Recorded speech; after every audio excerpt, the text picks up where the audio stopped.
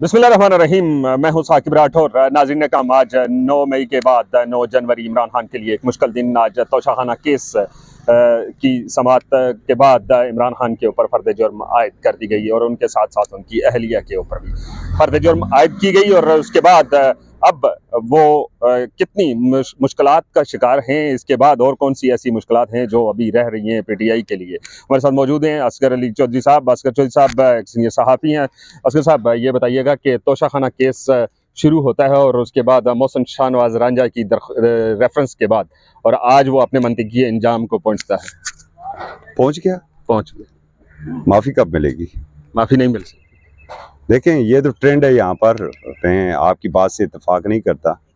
अब बड़े बड़े यहाँ पर केसेस होते हैं और गद्दारी के फतवे लगते हैं, मुल्क दुश्मनी के फतवे लगते हैं, केसेस हो जाते हैं, त्यारा हाईजैकिंग केस बन जाता है और उसके बाद माफ़ी मिल जाती है। कल तक मियां नवाज शरीफ साहब को इसी अदालत से, आपको पता है कि कितनी बड़ी सज़ा हुई थी और उसके बाद सीधा सफ़र जो था वो अडयाला जेल की जानब था, लेकिन आज उन्हें क्लीन चिट मिल चुकी है। तो यकीनन कुछ अरसे बाद इसी तरह खान साहब को भी। लेकिन अशखास के ऊपर भी मुनस्सर है कि किसको माफ़ी दी जाती है। हाँ, देखें, कबूलियत और मकबूलियत की बात होती है और इस वक्त इमरान खान और उनकी पार्टी जो है वो मकबूलियत की बुलंदियों के ऊपर है। कबूलियत नहीं है, कबूलियत वाले दूसरे हैं और जो कबूलियत वाले हैं ज़मीनी हक़ाइक़ ज़रा उनके भी चेक कर लें कि उनकी जो कबूलियत है तो सही, लेकिन मकबूलियत का क्या हाल है।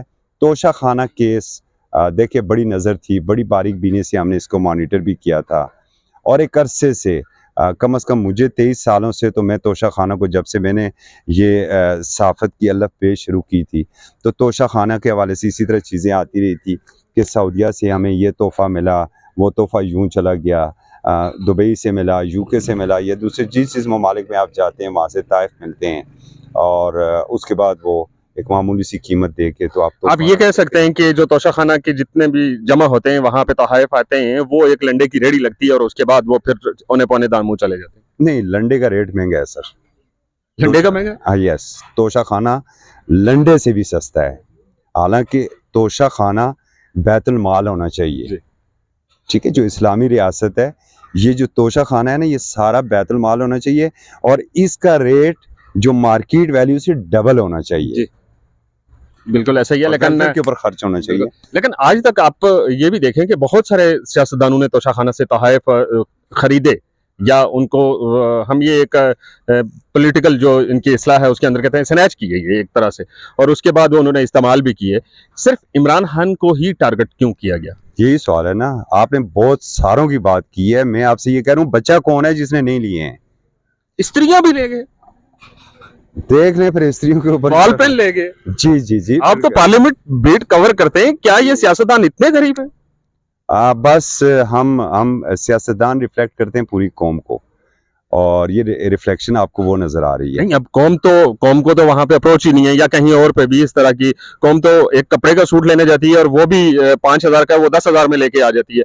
ये 5,000 की चीज 1,000 में ले जाते हैं। ऐसे क्या देखिए, जब इनका भी लगता है ना तो वो वहां पर भी यही काम करते हैं। आप कोई फ्री बाजार लगा के देख लें तो वहां पर क्या होता है। एनीवे, ये इमरान खान साहब के बारे में जो ये केस था, इसलिए भी ज़्यादा हाईलाइट हुआ, इसलिए भी लोगों को ज़्यादा इसकी तकलीफ हुई कि इमरान खान को नीट एंड क्लीन सियासतदान समझा जा रहा था और ये अगर उन्होंने जो लिए थे ताइफ, उन्होंने बहुत बड़ी अपनी गलती की थी। ये उन्हें ज़ेब नहीं देता था। मैं बतौर पाकिस्तानी शहरी, मैं बतौर साफ़ी बात नहीं कर रहा हूँ, बतौर पाकिस्तानी शहरी बात कर रहा हूँ कि उन्हें तो बिल्कुल सादक और अमीन बना के बिठाया गया था उस मनसब के ऊपर। कौम के वैसे भी हीरो थे और हीरो जो होता है ना, जो जब आपको सफ़ेद कपड़े पहने होते हैं ना, वाइट लट्ठा हो, तो फिर आप छोटे छोटे दब्बों से, दागों से बच के निकलते हैं, कीचड़ से बच के निकलते हैं कि मुबादन मेरे ऊपर कोई दाग ना लग जाए। इनके ऊपर अपनों ने कीचड़ उछाल दिया तोशाखाना में। ज़ाहिर है कि वो मिला, वो स्टोरी आपको सारे, चूँकि राना बरार साहब मेरे को लिए गए जिन्होंने इस स्टोरी के ऊपर बड़ा सा काम किया, तो जनाब वो मेरे दोस्त हैं बड़े प्यारे, जुल्फी बुखारी साहब, तो बेचने के लिए भी वो वहाँ पर चले गए क्योंकि यहाँ पर तो कोई खरीदने के लिए नहीं था। तो वहाँ से फिर ये स्कैंडल सारा बाहर आया।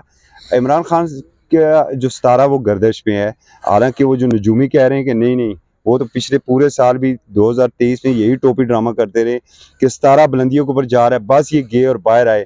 फिर हमारे कुछ दोस्त जो बैठते हैं अपने यूट्यूब के ऊपर और वो फिर करते हैं जी नहीं आज तो जेल दे दरवाजे खुल गए ने, जैसे खान रात को जेल खुल गई, रात को जेल खुल गई जैसे खान साहब ना हुए। अच्छा, हम यहाँ पे मैं माजरत खाऊं, आपको टोक रहा हूँ, हमारे कुछ दोस्त ऐसे भी हैं जो सहाफ़ी हैं, फील्ड के अंदर काम करते हैं, लेकिन वो जब यूट्यूब के ऊपर बैठते हैं तो उस वक्त उनका एक ही बयानिया होता है, वो रात को खान को बाहर निकाल के सोते हैं, चीफ जस्टिस और चीफ ऑफ आर्मी स्टाफ को माजूल करा के सोते हैं, इमरान खान की काबीना बना के सोते हैं।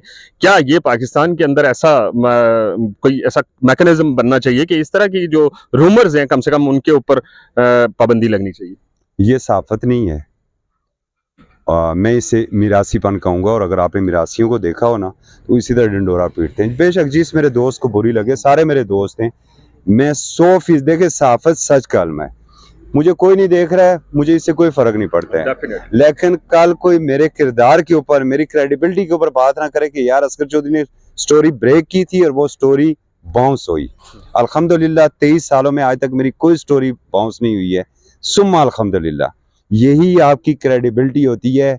आप बैठ जाते हैं और ऐसी ऐसी अलामी बातें आप करना शुरू कर देते हैं कि जनाब आसमान फट गया और ऊपर से जो है वो बस मन और सलवा जो है वो आपके दस्तरखान पर। और क्या समझते हैं कि पीटीआई के लिए जो इस वक्त मुश्किल वक्त है, ये उनकी अपनी जो ये यूट्यूबर जो ब्रिगेड है, इन्होंने फंसाया है उन्हें, जो यूट्यूबर ब्रिगेड है। देखे मैं पीटीआई का बीट रिपोर्टर हूँ, 2007 से बीट रिपोर्टर हूँ, अल्हम्दुलिल्लाह डंके की चोट के ऊपर करता हूँ। और आज भी जो मैंने खबर मेरी पब्लिश हो चुकी है कि मैंने 72 घंटे दिए हैं टिकटॉक के हवाले से, प्लान बी भी मैंने पूरा दिया हुआ है। मैं बीट रिपोर्टर हूँ यार, मुझे बीट रिपोर्टिंग करनी है सच्चाई के साथ। मुझे मुंशीगिरी मालशी पालशी वाले काम और तर्जुमानी मैं क्यों करूँ? मेरा काम है भाई कोई स्टोरी है उनका उसके ऊपर मौकफ ले लूं, बस। बिल्कुल ऐसा ही है। लेकिन इस वक्त आपने भी बात की और हमने भी देखा कि जो यूट्यूबर ब्रिगेड है, जो इमरान खान को रात को रिहा करवा के वजीर आजम की कुर्सी तक पहुंचा के सोता है, क्या हम उनको सहाफी कह सकते हैं? नहीं। क्या कहें उनको? देखे झूठ का जो है ना सौदागर, वो साफी नहीं हो सकता। साफत क्यों आज साफत बदनाम हुई है यार? क्यों आप उन्हें साफी उठा के, और शाम को जो दुकानें लगा के बैठे होते हैं, कितनों ने आके यहाँ पर खड़े होकर रिपोर्टिंग की है? उन्हें आप उनसे पूछ रहे, उन्हें खबर की क्रेड लाइन का नहीं पता होगा, मैं दावे से कह सकता हूँ। ऐसा ही है, हमने भी बहुत सारा मदारी है, करने दें उन्हें। बहुत शुक्रिया असगर चौधरी साहब। आज तोशाखाना केस के सिलसिले में असगर चौधरी साहब से बात हुई और आज इमरान खान और उनकी अहलिया के ऊपर फर्द जुर्म आयद कर दी गई। मजीद अपडेट के देखते रहिए मेरा यूट्यूब और फेसबुक चैनल। इस्लामाबाद से दीजिए इजाजत, अल्लाह हाफ़िज़।